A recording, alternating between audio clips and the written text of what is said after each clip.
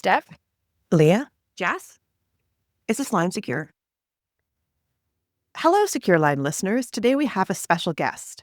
The Honourable Catherine McKenna is the founder and Chief Executive Officer of Climate and Nature Solutions. She's Canada's former Minister of the Environment and Climate Change and Minister of Infrastructure.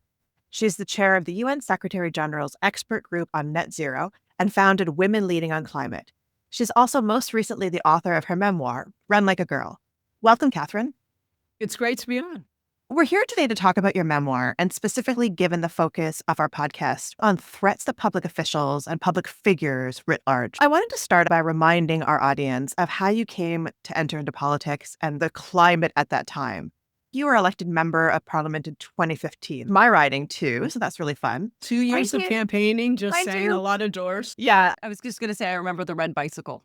It was stolen, actually. The iconic. bicycle was stolen, which was quite good because then people were like, we got to fund McKenna's bike and raise my profile because people at the beginning didn't really know me. That's amazing. Yeah. And then you were a minister and member of parliament during the pandemic and then resigned a little bit before the Ottawa convoy, if I'm correct, right? Yeah, I have views on the convoy, but Oh, yes, good. I announced I was leaving politics before the 2021 election. I stayed, I helped in the campaign, and then I went to New York Climate Week the day after the election wearing a T-shirt that said citizen. Yeah, that's amazing. So let's just go completely off script now, because I want to hear about your thoughts on the convoy.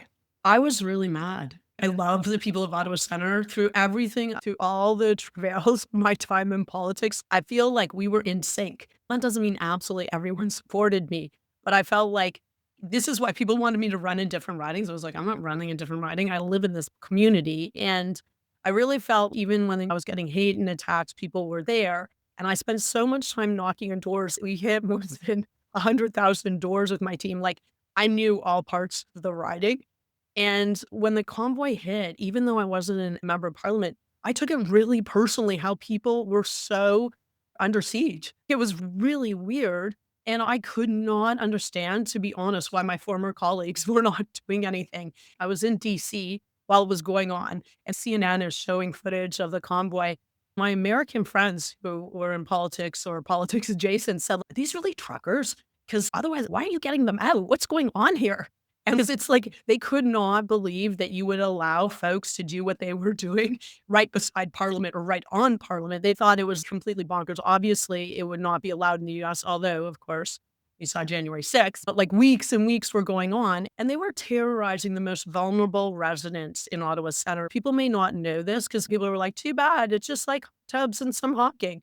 These are people who live in very precarious housing sometimes, but also a lot of social housing. It's a lot of young people. Like it was, and I wouldn't even care who it was. It's completely unacceptable. You know what? Imagine someone came to your neighborhood, wherever the heck you live, coming in from wherever, most, not even real truckers, and did this. You would not accept it. I was really personally upset and very angry. And I do have a bit of an Irish temper. I would go and be very angry on the streets. I would text everyone I knew, including ministers. I was like, what the heck's going on? I don't want you hearing it's not your jurisdiction. I don't care. You know that is a BS argument. And by the way, this is about our capital, and we look like a joke internationally. I just felt so bad for these people. And I saw it. And it was absurd from a national security perspective because we didn't even know if these trucks had bombs outside the Prime Minister's office.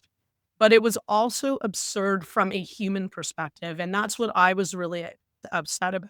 I was just like, get your act together, guys. I don't know what's going on here. And I don't know what mistakes were made before, but get these people out. This is not okay. And, maybe people will say that's the problem and freedom of expression. This isn't freedom of expression when you terrorize people. And by the way, I've said that in my book when it came up, when people are like, you're going to limit my freedom of expression by blocking me on Twitter. I was like, oh, sorry, you want to take that to court? I got my own charter rights here. And that's actually what's being violated. And everyone that's engaged with me in a positive way that you're now trolling. But even afterwards, and this is the last thing I'll say, like even weeks afterwards, I was in the market and there was like some minor convoy thing going on, a protest. I started shouting at them. And my partner, he was like, okay, we got to leave. And I was like, no, they terrorize the people of Ottawa Centre. They need to be called out. And I realized, okay, let's just chill out. But it had a really big impact. And it also made me really think, do we take security seriously in this country? And I think the answer is often no. Well, I think that is a great segue to some of the questions about your own security. So, generally, the threats that you face that seemingly started online, but you speak in your book about how those threats jumped from online to offline while you were in office. That was quite weird, and you would probably appreciate this. I taught a course at U of T's Monk School in the Masters of Global Affairs program in 2012.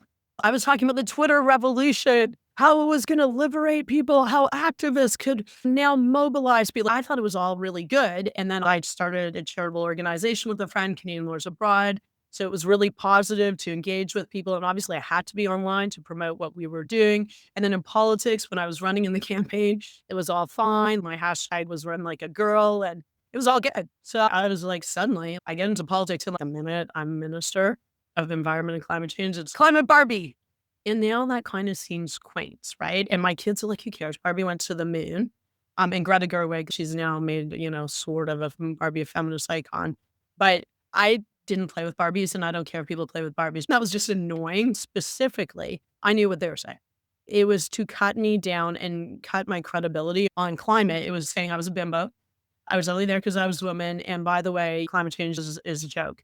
I was like, whoa, misogyny and climate denial all in one little bow. But that was the start. And when I say that, it was also like people would have sledgehammers hitting Barbies. I got sent loads of Barbie Grand Madeleine and bought a Barbie. And then they found my office address and then they wrote a really mean note and they sent it. Like they actually spent that much time to do it. It was weird. But then I called it out. I waited a really long time to call it out because the thinking was, including by a lot of women on my team who were working in comms, like, don't do it. Even though I wanted to call it out, I waited a long time until I was at probably 9 months later or 10 months later, I was at UN. I saw Jerry Ritz, who was a colleague in the House of Commons, former minister, calling me Climate Barbie after a very long day. I did a fair bit of my social media myself. So I just said to my team, sorry. And then I just wrote this post.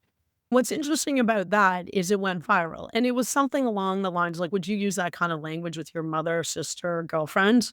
You're not going to chase women out of politics. And the good news about doing that sometimes, because I think most Canadians were like, what the hell? Why is he doing this? And it got attention even globally. Now, remember, this is early days because I don't like now horrible things are said every minute of every day against every politician, even school trustees. But that was the start. It then morphed into, unfortunately, conservative politicians who would be clipped, often in the House of Commons, often Pierre Poilievre saying like job killing carbon tax. So now I'm killing people's jobs. So that has an impact on people thinking that every day I just wake up and think about how to kill jobs in oil and gas.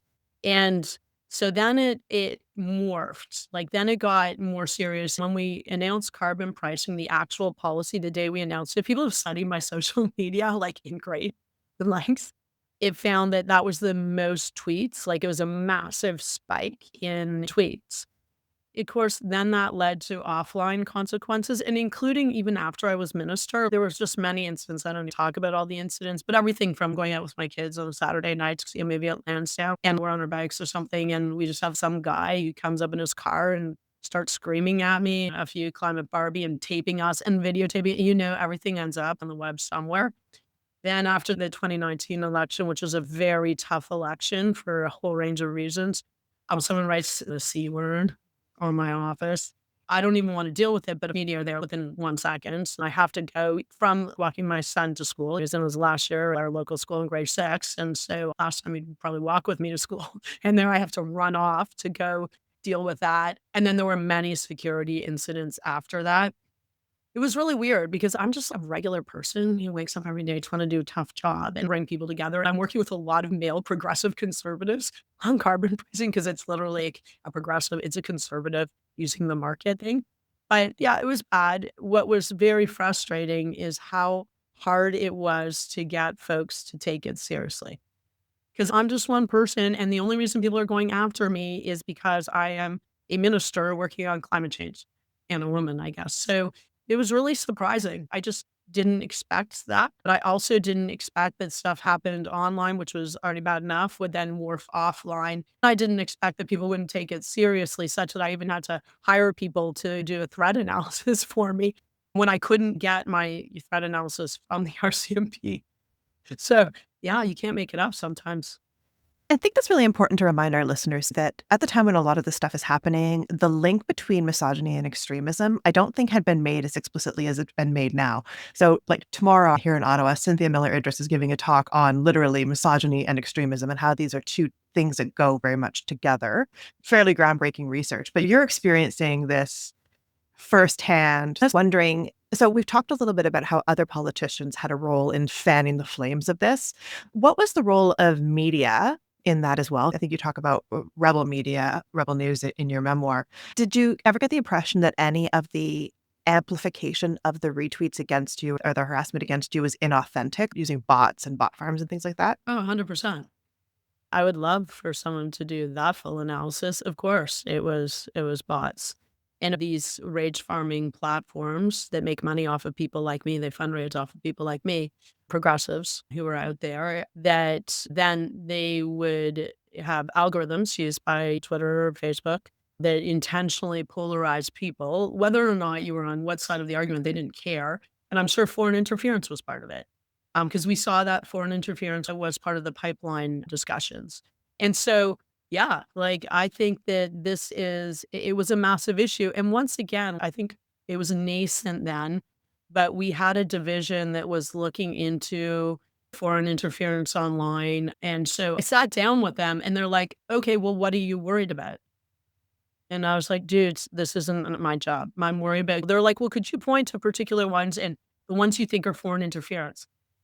I mean, look, I'm a little bit punchy sometimes. So I was like, oh, it's not like I'm sleeping with a foreign spy. It's not that easy. I don't know. And it's not going to be obvious to me. And I think that's your job. I don't have time every day to just even block the people or report them.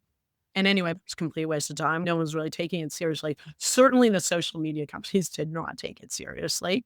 I don't think our security agencies, they probably didn't even have the resources or the tools because the questions demonstrate, I'm not entirely sure they understood how social media platforms worked. At one point, I was told by someone extremely senior in the RCMP that I should just get off social media.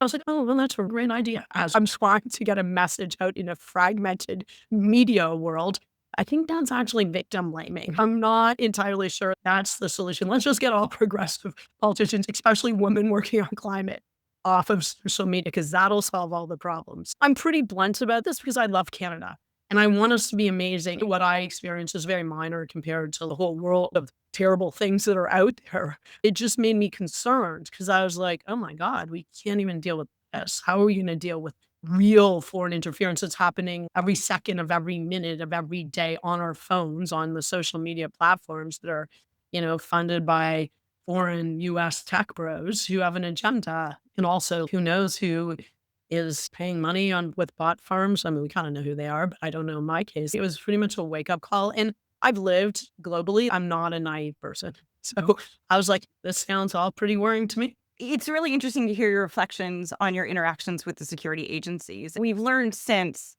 various MPs have had threats to them, and these threats have not been conveyed to them, whether it's the very direct threats that you were getting on social media, emailed to you, or the in-person harassment, whether it's Michael Chong and the fact that the Chinese state had effectively said, hey, we can target his family. And that information wasn't passed on, that MPs were hacked. And that information wasn't passed on correctly. So yeah, there is something of a trend here. But in your case specifically, you would have been out of politics at this time. But in January 2022, as the convoy's coming in, they wrote a report about some of the sentiments being expressed. They said, quote, proponents of gender-based IMVE, or ideologically motivated violent extremism, frequently target women in positions of power. Media reporting notes that female politicians and public officials continue to face gender-based threats, online abuse, and harassment. So by 2022, they're clearly aware of this. This is at this time, it was the Integrated Terrorism Assessment Center. They have since become the Integrated Threat Assessment Center. And one of their key mandates now is actually the protections and monitoring threats to elected individuals like yourself. But I'm really interested in the idea that you weren't given any kind of useful threat briefing whatsoever, that they seem to actually have more questions than answers. Yeah, I think they're probably a lot better now. Two things happened that I've noted post-politics. I was never told that there were death threats against me that they found credible. That came out earlier this year. They mentioned the top 3 politicians or 5 politicians, and I was one of them for death threats. And then, of course, media always calls me and they're like, "Did you know you had death threats?" And I was like, I don't even know how they define death threats. Barbie being smashed, is that a death threat? Someone writing C word on your off, like, what are they even talking about? I was never briefed. But I mean, I guess that's good. It's good that they are aware. The second thing that I do think is positive, and I do want to give a shout out, during the election, I was working, so I'm not running, but I'm helping a bunch of candidates, women candidates of my own accord. Some of them, even the ones I didn't help, they contacted me to say like they're being harassed and there were issues. And I said, go to PCO because I've heard that the Privy Council office now has a nonpartisan fund to help support politicians under threat. I saw directly in a few cases where they reported that they actually got funding to have, for example, security at her campaign office. I think that is really important. Like, I think people are now recognizing it, hopefully partly because I'm just out there saying, I don't need sympathy. I'm out of politics. I need change for the people I said I would support women in politics. And then this is where I feel a little bit bad for my book, because some people are like, why would anyone go into politics if they read their book? I have multiple objectives in my book. And one of them was to explain to Canadians what is happening. Probably the biggest thing we can do to stop it is if regular Canadians are like, this isn't okay, because then governments can pass online harm legislation. Then governments can get funding for the RCMP or a separate agency whose role is to protect the target. In the US context, I probably talk about it all the time. But I think that is probably really important because a dual mandate or multiple mandate is very complicated. We can get into that. I hope there are changes. Stephanie, to your question, it was both me and Harjit Sajjan and maybe other politicians, high profile members of cabinet who were getting paid. He got it too, probably India related. We were told we couldn't see the security assessment. I was in a meeting and they were like, I had no security. Like, I had no RCMP. Actually, maybe I did sometimes, like it would randomly show up, but they wouldn't tell us. We would give them my schedule and then maybe they show up or maybe they wouldn't. And, but it was only when I was out. It could never be at my house. It was very into who is not responsible for me as opposed to how do we protect Catherine McKenna? And I said, okay, not giving me real protection here. What's my threat assessment? They told me it was secret. I was like, oh, that's really interesting because I have top secret clearance. And they're like, actually, it's interagency. And I was like, I don't care about your bullshit. I want my security assessment. I think Harjit Sajjan had to do an ATIP, or a journalist did an ATIP. It might have been Justin Ling, who was really on this. Thank you, Justin Ling, to actually get it. I was like, what is going on here? What is your job? I was so mad. How can I be expected, or anyone be expected, to be in politics at the highest levels and you won't even tell us? Should I be worried? And then another kind of hilarious thing, but also real, they did this assessment, and this might have been the House of Commons security because we had so many different people involved. It was always like, you're in Ottawa, so that actually is not us. We were RCMP. We're like event specific. I think it might have been the House of Commons security, and not to be mean to them, but I'm not entirely sure they had the background or the resources to do this. But they came to my house and they put they put one of those buttons. And that sounds great, right? You can go tell everyone, oh, give minister like a secured button anytime, like a panic button, anything happens. So I said to them, okay, we now got this panic button installed in my house. What happens if I press it? And they said, well, it goes to a response center. I said, okay, what if I press it in the middle of the night? Well, they said, we're really open during office hours. I said, so I should just call 911. Super useful. And I really want to give a shout out because he took a lot of flack during the convoy. Peter Slowly was totally on this.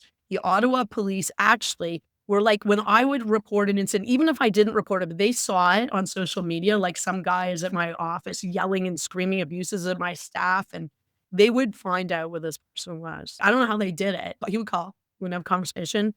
I actually felt that they were way more on it. I eventually had RCMP outside my house. That's not fun. They're watching anyone who comes in. But at least I felt like, okay, we're finally taking this seriously. Those guys that were there, women, whoever on patrol, were amazing. I'd offered them coffee. They were very nice. They were probably making overtime hours, and the RCMP would then complain about the cost. But those people were really nice, and they were very on it. I just felt at the highest levels, just like in an overview. But Peter Slowly, as I say, was on it. I had one conversation where I was absolutely furious. And I reported in the book, once again, I do it because I want people to take it seriously. And I feel like sometimes in politics, the only way folks on the inside take it seriously if there's an issue to be managed. So I was like, well, I'm going to make this an issue to be managed. I was stopped on the side of the road having a conversation about how everyone wasn't responsible for me after this incident in my office, which I had only seen because it went viral on social media.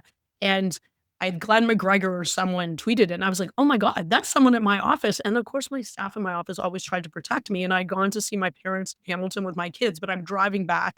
And so I called this emergency meeting. I was like, okay, everyone who's, I don't care who you are, get everyone, PMO, the chief staff, get everyone on the phone. I'm having this conversation. And it was like the most irritating thing because it was like I wasn't existing on the call.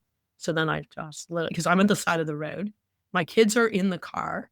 I'm screaming outside of the car because I don't want them to know that I'm so angry that I'm going back to Ottawa where I know this guy is. He's now like, there's a whole backstory. He's calling like people to say he wants to have a reconciliation. It's like super bonkers.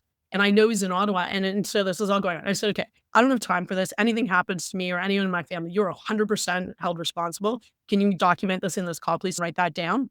Because I am a lawyer. I knew we had to raise the stakes here. And then I said, where's the guy? And they're like, oh, we don't know. Like, he can be in Calgary or whatever. I said, well, that's funny. I just talked to Peter Slow. He's downtown Ottawa. They're tracking him. And then that's when people started taking it a little more seriously. But I'm like, do I have to really make this mock level whatever to just get people to take it seriously? Of course, it was about me in this context, but it was really about what the heck are we doing? And how do we actually properly protect politicians and take their security seriously before something terrible happens? I know I sound enraged. I was really pissed off. I have little kids. I was alone. And then everyone's excuses about whose responsibility it was. I'm one person, and it is only happening to me because I am a minister of the state. So I don't know. It's up to you guys to figure this out, but I don't hear your jurisdiction issues and who's not responsible at a particular time. What was the response from your colleagues, and to the extent that you wish to talk about it, from the boss who's ultimately responsible for keeping his staff and cabinet safe? Well, I'm not going to reveal cabinet confidence, but we were all super worried and they were very sympathetic. Many of them I didn't even know were going through very similar things. One of my colleagues pushed a panic button because there was someone at their place and nothing happened. There were many different stories like this. And I was the most vocal about it because no one wants to look weak. There is a tendency, and it included some cabinet ministers, like blowing off incidents. And I was like, not helpful. Not helpful, especially often it involves young staff, often female staff as well. It's not helpful when we say we're so tough. Like, I'm super tough at it, like whatever. But I mean, it's still serious. It's still worrying and it's potentially very dangerous. So yeah, I mean, I think it really took this one call, which is quite far on. Like, I'm now not even Minister of Environment and Climate Change. I'm now Minister of Infrastructure. It took that one call where I demanded that everyone be on the call, where I think PMO was like, ooh, this is not very good. The Prime Minister's office is very weird. Like, when you're a minister, they do their thing. When I need things, I go to them and say, I need to land this policy, and hopefully I get a meeting with the Prime Minister. In my book, it took 2 months for Phil Morneau and I to get a meeting on a very consequential policy called carbon pricing and the mechanics of it. But it took until then for them seemingly to take it seriously. And of course, it is right that the RCMP and others are very focused on the Prime Minister, but it seemed like that was their only focus. There were very serious problems in relation to the security of the Prime Minister and how he was protected. We saw the guy busting through the gate, but it was, I don't think it was taken particularly seriously by anyone until I literally made everyone sit through a horrific conversation. As I said, I was so mad. I'm on the side of the road looking into the car at my kids, going back to my house, feeling completely not protected. But I hope it does good. Like, it's, as I say, like, I'm out. I don't need sympathy. I just need change.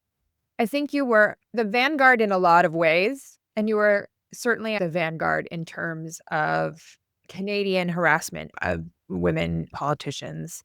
I will give you an exception to that. Sure. Shannon Phillips in Alberta, who was literally her police, as opposed to Peter Slowly and the Ottawa police protecting me, they actually were going after her. So I will say, and she being in Alberta, a woman working on climate, I would say she and I compared notes also with Catherine Hayhoe. You may know her, a leading Canadian climate scientist who works in the US. I do think Shannon Phillips got it way worse. She wasn't a federal politician with the RCMP.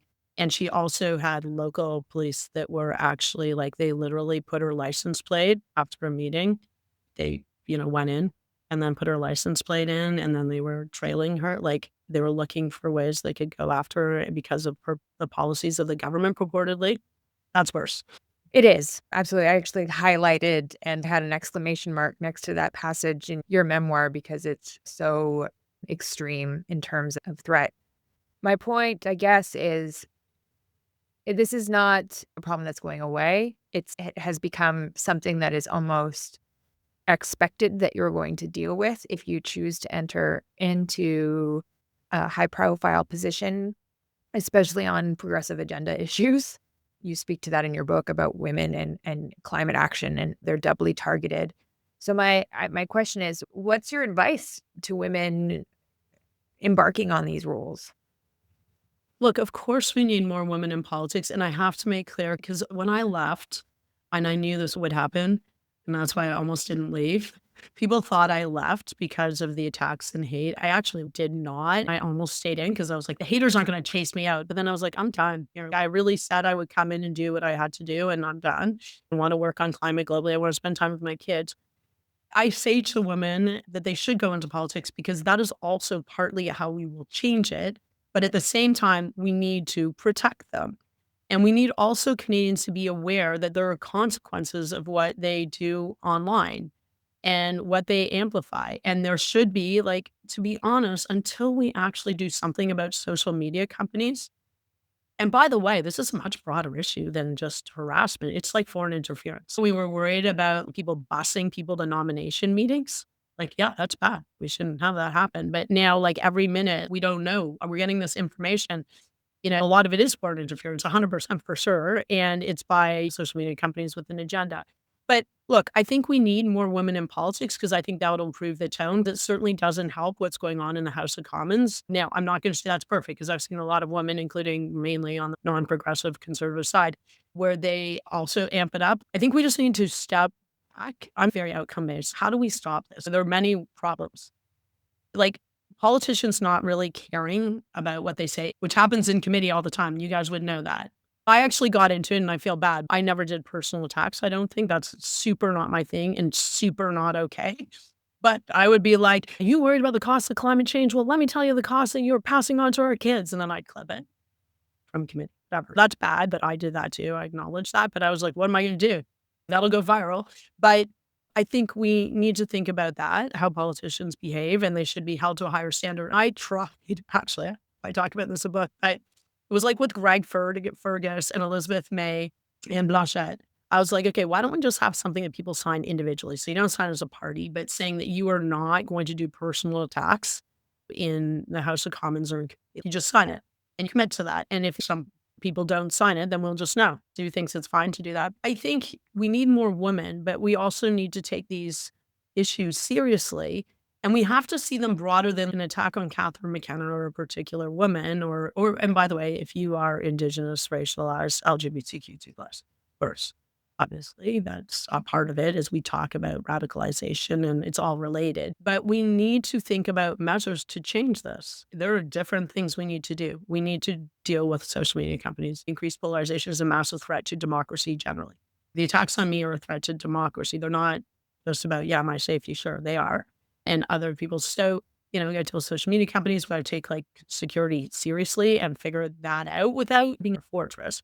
We also have to call out things like I found in government, like people would allege, oh, it's a violation of their charter right on whatever it is. I was like, no, it's not a violation of freedom. That's not it. It's not it. And actually, it's the reverse. We're now becoming Orwellian. Do not buy into that argument and go to court then. Go to court and let them prove it. And so I just feel like we have to be outcome oriented, right? Like, we're going to take this seriously. We have to look at what are the serious problems and what are the tools we have to address them. And I think we also need to educate the Canadian public in the same way. This is a little off topic, but my husband, Peter McLeod, has talked about a civil defense force.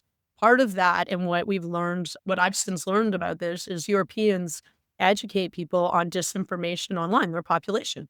Everyone should be educated about this and how that can be foreign interference, because that is what is happening now. We're seeing this with threats to our sovereignty being hyped up online. A lot of these things are related, but the one thing I was really surprised about politics is how hard it is to deal with an issue head on.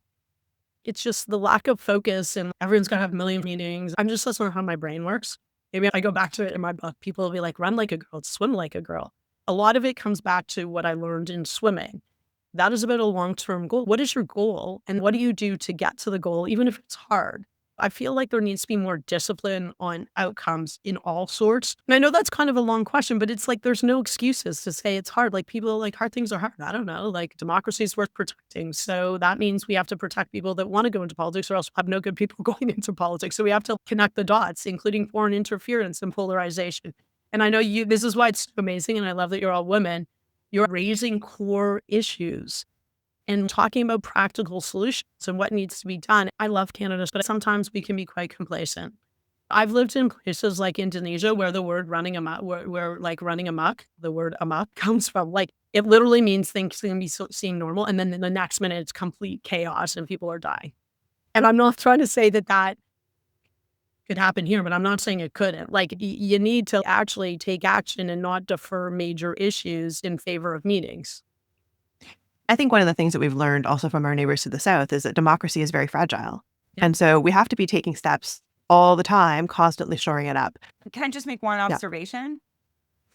Bringing all these experiences together, I think one of the big concerns that we have in this country right now is that for a long time, it seemed that politics was, okay, you believe this, I believe that, we disagree. Let's have an intense debate about this in the House of Commons. We can write nasty things about each other. But politics at the end of the day, once the House of Commons closes, you go to your family, you go out for dinner, that's the end of it. And now politics seems to be almost an anti-politics, right? It's like, you are no longer someone I disagree with. You are now an existential threat to my being. You raised that point very well when you commented that you weren't someone who was trying to affect climate change policy. You were someone who was literally trying to destroy the lives of the people who work in oil and gas. In that sense, you were being portrayed as that existential threat. I think this betrayal is when it's amplified on social media, whether authentically, inauthentically, whether when it's in our fringe media, our mainstream media even, really is a part of that challenge. And how we deal with that is probably not going to be solved on this particular podcast, but it is inspiring to hear you speak to that.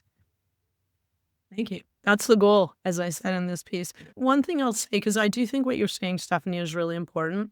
And I really tried to emphasize this in the book. Jacques Cartier said this to me. He's like, Canadians are reasonable. Be reasonable. Generally, Canadians are reasonable. I think governments are very scared to do anything often, even though Canadians are reasonable. And things are hard. If you go into politics, you got to do hard things. I did intentionally talk a lot about how I did outreach to older conservative male politicians in Canada and the US. Everyone from Brian Mulroney, who was extremely supportive of carbon pricing, but just some general action on the environment. It was a conservation issue, to like George Shultz, who he sent me to in the US. There's a Republican under Ronald Reagan. Even Arnold Schwarzenegger did a video. I get it. We need to tackle climate change, but we need to do it in a thoughtful way. Actual carbon price, which was always, there's always lies about that, by the way, by conservative politicians. But I also put a letter in the book. I hope people look at my book, you listen to the podcast. It's also very visual. I'm a very visual person, and I don't document every single important person I met. Some I do because they're relevant to how you make change, which is really what this is. It's not, people are trying to political memoir. It's what I've learned about making change in different ways, not even on climate. It's like human rights or democracy. You talk about a lot of the issues I had in the text. I have a letter. And it was from this guy, Luigi. And the sad thing about it was when Luigi came up to me, I was at the airport. I'm out of politics now. And I still get very nervous when people come up to me that I don't know. And so Luigi comes up to me and I think he gets it. He can see, I'm like, oh God, is it going to be like an exploding letter? Who knows? And so he hands me this note. And so when I sit down, I read this note. It's like, I'm crying. Loveliest note. Luigi decided to write me a note about how he was a conservative and probably we don't agree on most things. But he was horrified about what I went through. And he stood up for me because he has 3 daughters and he wants them to know it's not okay. I put that in there because I think it's just a reminder that we can do things and most Canadians are reasonable and they expect reasonableness. And like whether it's online harm legislation, and I was like, God, how can we not just do some of the basic things? And obviously it's complicated. I am a lawyer. I get it. But you just can't seem to do things. And I think people are reasonable and every decision is really hard in politics, but you got to do things and you got to remember that most people don't like this, right? But we have to be careful because the more it goes on and we just allow it, They're like, I don't know, I guess this is politics. Like, I guess people are just complete assholes to each other and they get personal attacks. And then no one wants to go in that is serious about making change for Canadians and improving lives. I do hope that comes out because I am hopeful. But I do call things out because I think I owe it to people going into politics. But it's not going to be rosy. I remember people told me, someone who was very senior in another party, that they told women it was going to all be fine. I was like, that's not helpful. Not helpful. It wasn't even about threats. It was just about like how difficult it is on family life. But I was like, not helpful. People need to know, like, it's fine. People can make decisions, women or whoever, or adults. But we can do a lot better. To your point of this podcast, we can do a lot better on national security, and we have no choice now. It is a very dangerous world. It is a very hard world. You're a very large landmass, which is also a threat, but we're small in size. It is very challenging for Canada, but we got to step up now. You got to be serious. We don't have time. Be really serious about this. And so, anyway, I do appreciate what you guys do. It's good. Thank you so much, Catherine. This has been really great. I think we're very much aligned. We all care very deeply about Canada. And I think one of the themes of our podcast is let's do this better. We've gone on at length about things that we would like to have done better in Canada. Thank you so much for your time and for coming on to discuss your memoir, Run Like a Girl. It was a great read, and I hope all of our listeners go out and grab a copy. Thank you for all your hard work on climate issues as well. Never give up. As they say in French, on lâche pas. So on climate, on lâche pas, which is a national security issue. Happy to talk about that with anyone who wants to just pin it as like I'm a hippie environmentalist. Thanks so Season much. 3 episode coming out. Thank you so much. Thanks. Bye. Hey everyone, thanks for listening to our episode. It was great to have Catherine McKenna on. And as we're working our way through the season, we're going to be having a lot more coming your way, including a discussion of national security in the budget. What the heck is going on with Bill C2, aka now Bill C12, aka also still Bill C2. That will be fun to re-examine. And of course, more interviews with guests. So once again, if you don't mind, please rate, review, tell all your friends. It's the best way that we can be discovered, and we want to be discovered to find ways to have tough but interesting national security conversations. Cheers.